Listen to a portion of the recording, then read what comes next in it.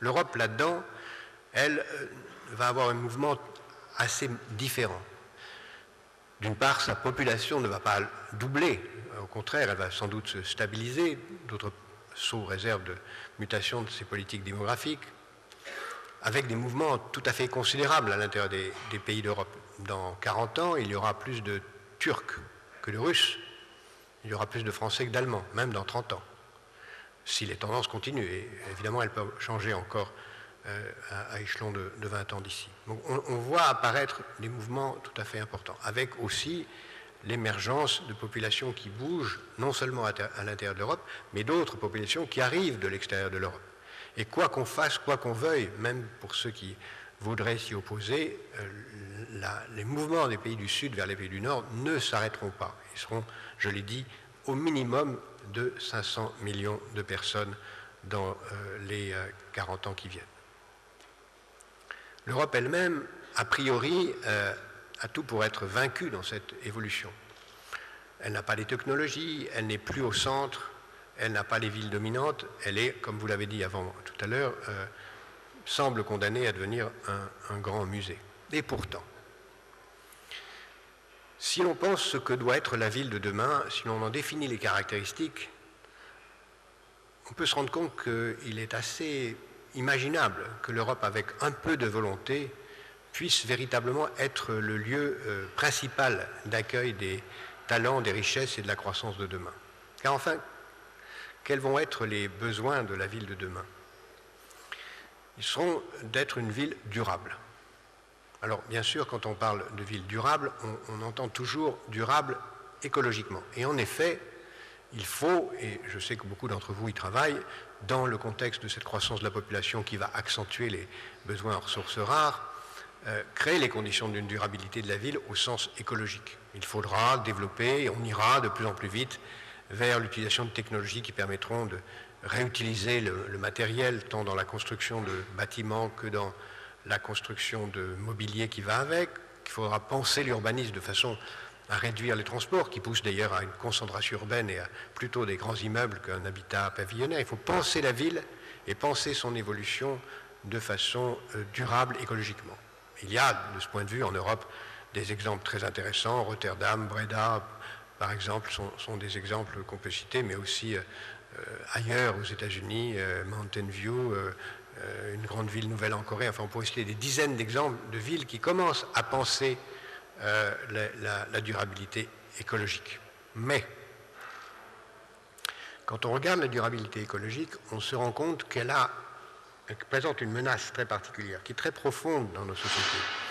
C'est que la durabilité écologique conduit à construire plus cher, beaucoup plus cher, et en particulier et aussi à avoir des besoins d'espace plus vastes pour une population plus réduite.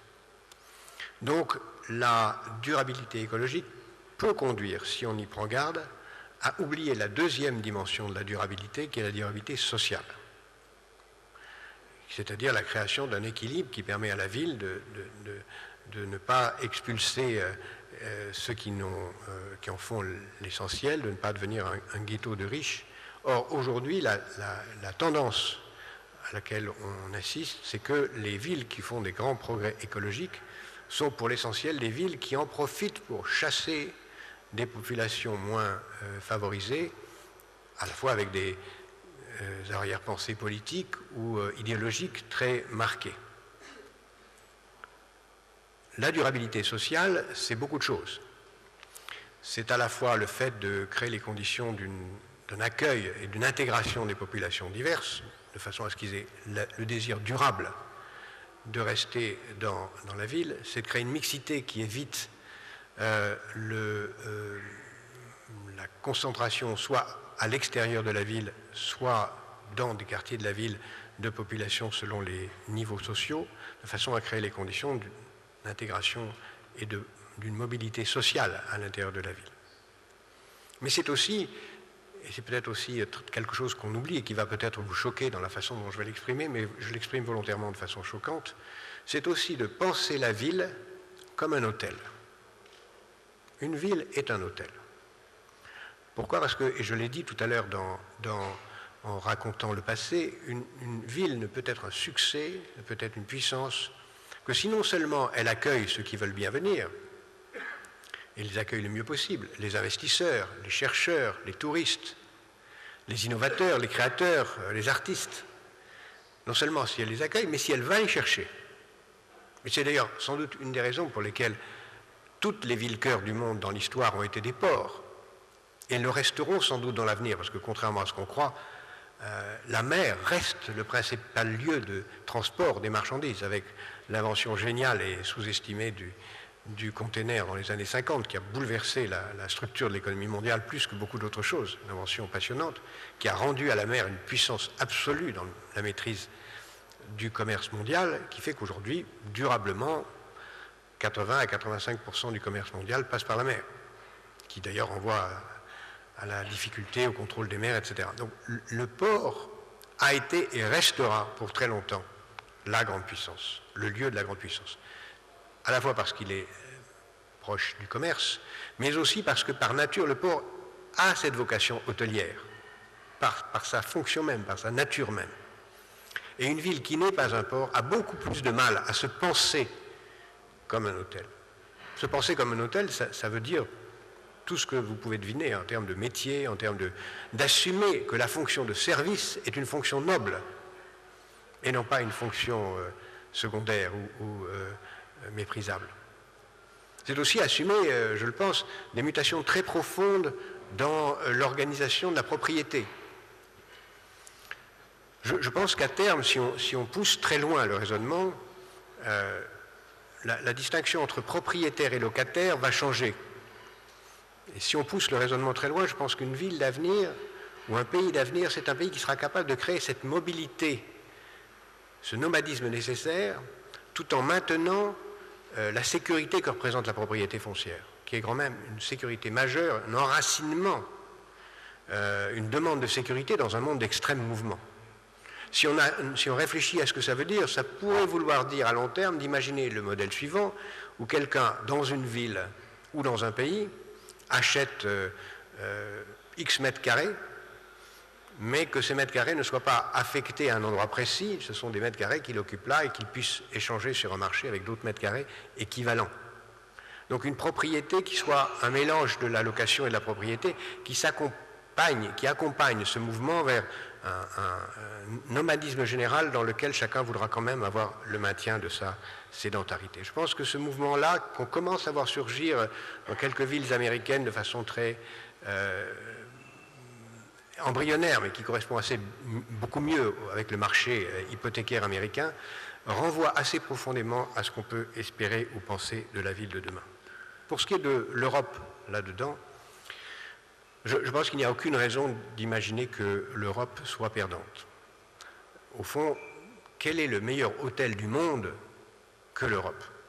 Quel est le lieu du monde où on a le mieux de qualité de vie, de sécurité, dans le métier que j'exerce aujourd'hui pour l'essentiel, qui est de présider Planète Finance et de me promener à travers 80 pays du monde, au moins 2 ou 3 par semaine, je peux vous dire que nous sommes évidemment enviés par les pays du Sud, enviés par même nos amis d'outre-Atlantique. Nous sommes enviés pour la qualité de vie, nous sommes enviés pour l'ensemble de ce que représente notre modèle urbain européen, de ce que nous avons réussi à construire à travers l'histoire, de ce que nous avons réussi à construire quelque chose qui mélange la vie avec l'avenir.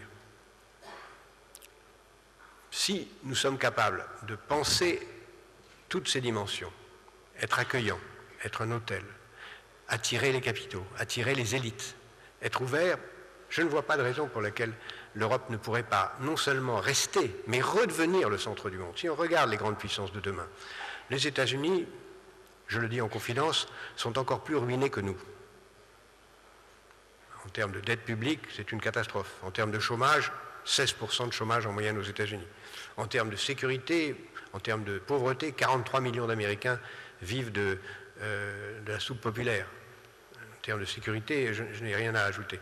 La Chine elle-même ne sera jamais une superpuissante dominante du monde avant très très longtemps.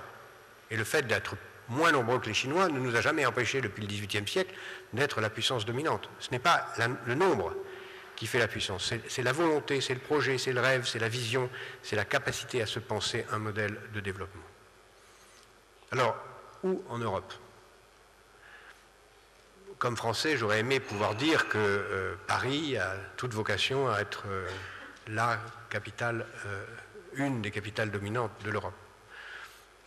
J'ai des doutes pour la raison que j'ai dit tout à l'heure, c'est que toutes les grandes villes dominantes du monde ont été des ports. Et à ma connaissance, Paris n'est pas un port. La France a même réussi ce tour de force, alors qu'elle a le deuxième domaine maritime du monde, qu'elle a le premier port en eau profonde venant de l'Afrique et de l'Asie, le Havre, à ne pas avoir et avoir un des très grands ports possibles en Méditerranée, à n'avoir aucun port dans les 45 ports premiers mondiaux, qui est vraiment un tour de force extraordinaire. Tout ça, non pas par des maladresses personnelles, on peut croire comme syndicat ou autre, mais c'est notre culture. Nous avons choisi en échange d'avoir une culture centralisée autour d'une ville, et c'est notre grandeur. Pendant que les Flamands faisaient des tableaux, nous faisions des châteaux. Mais ça dit tout. Pendant que les Flamands faisaient les portraits des marchands, nous construisions les châteaux des seigneurs. Ça dit tout. Ça dit tout sur notre histoire, sur ce que nous sommes, sur notre grandeur différente. Donc, l'axe qui pourrait être la superpuissance, qui aurait pu être Le Havre-Paris et descendre par le TGV vers l'Europe de l'Est, peu vraisemblable. Par contre, si vous prenez l'axe qui va de Londres à Milan, en passant par Amsterdam, Rotterdam, Bruxelles, Lille, le canal Seine-Nord qui relie à Paris, dans quel sens? Est-ce que Paris va être l'arrière-pays de Bruxelles et de Lille? C'est aujourd'hui la tendance, malheureusement, la plus vraisemblable, comme mode d'aspiration vers le Nord. Nous avons toute vocation, nous, Européens, à avoir la meilleure conurbation du monde. En termes de localisation géographique, tout Américain vous expliquera qu'il vaut mieux vivre à Paris pour aller faire des affaires en Chine que vivre à New York. Et d'ailleurs, beaucoup de grands patrons américains commencent à penser à s'installer en Europe pour cette raison. Géographiquement, géopolitiquement, nous sommes installés, nous, Européens, au meilleur endroit du monde.